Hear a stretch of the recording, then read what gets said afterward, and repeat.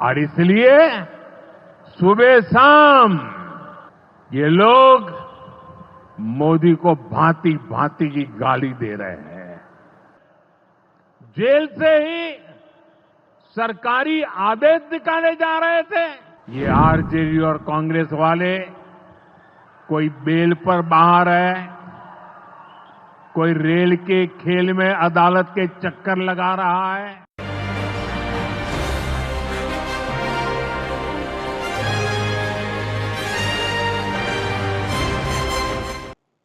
नमस्कार, मैं उमा सक्सेना और आप देख रहे हैं नजफगढ़ मेट्रो न्यूज। आज की बड़ी खबर ये है कि प्रधानमंत्री नरेंद्र मोदी ने गया जीत यानी बिहार में लगभग 13,000 करोड़ रुपए की विकास परियोजनाओं का शिलान्यास और उद्घाटन किया है। इनमें शामिल है ऊर्जा, स्वास्थ्य, शहरी विकास से जुड़े कई अहम प्रोजेक्ट। प्रधानमंत्री मोदी ने कहा कि ये योजनाएं न सिर्फ बिहार के उद्योग और रोजगार के नए अवसर पैदा करेगी, बल्कि लोगों को बेहतर सुविधाएं और पक्के मकान जैसी बुनियादी सुविधाएं भी उपलब्ध कराएगी। इसके साथ ही पीएम मोदी ने इस दौरान विपक्ष पर करारा वार करते हुए कहा कि जेल से ही फाइलें साइन हो रही थी। तो आइए देखते हैं। भाई और बहनों, आपके आशीर्वाद से, देश के अटूट भरोसे के कारण साल 2014 में प्रधानमंत्री के तौर पर शुरू हुआ मेरा सेवा काल, ये सेवा काल निरंतर जारी है। इतने वर्षों में हमारी सरकार पर भ्रष्टाचार का एक भी दाग नहीं लगा। जबकि आजादी के बाद कांग्रेस की सरकारें जो 60-65 साल तक सरकार में रही है, उनके भ्रष्टाचार की लंबी लिस्ट है।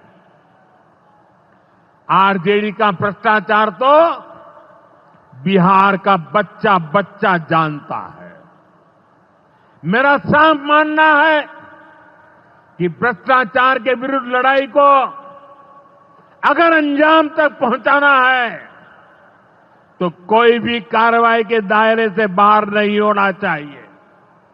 आप सोचिए, आज कानून है कि अगर किसी छोटे सरकारी कर्मचारी को 50 घंटे तक हिरासत में रख दिया तो अपने आप वो सस्पेंड हो जाता है। ड्राइवर हो, छोटा क्लार्क हो, प्यून हो, उसकी जिंदगी हमेशा हमेशा के लिए तबाह हो जाती है। लेकिन अगर कोई मुख्यमंत्री है, कोई मंत्री है, कोई प्रधानमंत्री है, तो वो जेल में रह करके भी सत्ता का सुख पा सकता है। ये कैसे हो सकता है? हमने कुछ समय पहले ही देखा है कि कैसे जेल से ही फाइलों पर साइन किए जा रहे थे, जेल से ही सरकारी आदेश निकाले जा रहे थे। नेताओं का अगर यही रवैया रहेगा तो ऐसे भ्रष्टाचार के विरुद्ध लड़ाई कैसे लड़ी जा सकती है? साथियों, संविधान हर जनप्रतिनिधि से ईमानदारी और पारदर्शिता की उम्मीद करता है। हम संविधान की मर्यादा को तार तार होते नहीं देख सकते। इसलिए एनडीए सरकार भ्रष्टाचार के खिलाफ एक ऐसा कानून लाई है जिसके दायरे में देश का प्रधानमंत्री भी है। इस कानून में मुख्यमंत्री और मंत्रियों को भी शामिल किया गया है। जब ये कानून बन जाएगा तो प्रधानमंत्री हो या मुख्यमंत्री या फिर कोई भी मंत्री, उसे गिरफ्तारी के 30 दिन के अंदर जमानत लेनी होगी और अगर जमानत नहीं मिली तो 31वें दिन उसे कुर्सी छोड़नी पड़ेगी।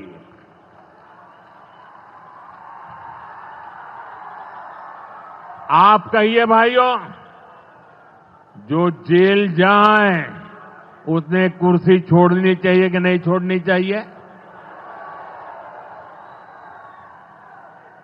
क्या वो कुर्सी पर बैठे रह सकता है क्या? क्या वो सरकारी फाइलों पे साइन कर सकता है क्या? क्या जेल में से कोई सरकार चला सकता है क्या? और इसलिए ऐसा सख्त कानून बनाने की तरफ हम आगे बढ़ रहे हैं। लेकिन साथियों, ये आरजेडी वाले, ये कांग्रेस वाले, ये लेफ्ट वाले इस कानून का विरोध कर रहे हैं। ये बहुत गुस्से में है और कौन नहीं जानता उनको किस बात का डर है।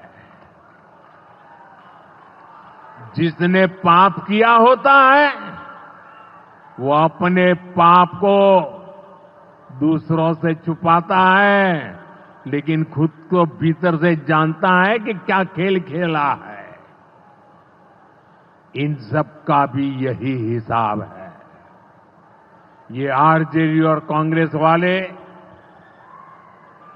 कोई बेल पर बाहर है, कोई रेल के खेल में अदालत के चक्कर लगा रहा है, और जो जमानत पे बाहर घूम रहे हैं भी आज इस कानून का विरोध कर रहे हैं। इन्हें लगता है कि अगर जेल चले गए तो इनके सारे सपने चकनाचूर हो जाएंगे, और इसलिए सुबह शाम ये लोग मोदी को भांति भांति की गाली दे रहे हैं और इतने बौखलाए हुए हैं कि इस जनहित के कानून का विरोध कर रहे हैं। हमारे राजेंद्र बाबू, बाबा साहब आंबेडकर ने कभी सोचा भी नहीं था, कभी कल्पना भी नहीं की होगी कि सत्ता के भूखे लोग भ्रष्टाचार करेंगे और जेल जाने पर भी कुर्सी से चिपके रहेंगे। लेकिन अब भ्रष्टाचारी जेल भी जाएगा और उसकी कुर्सी भी जाएगी। भारत को भ्रष्टाचार से मुक्त होने का संकल्प देश के कोटि कोटि लोगों का है। ये संकल्प सिद्ध होकर रहेगा।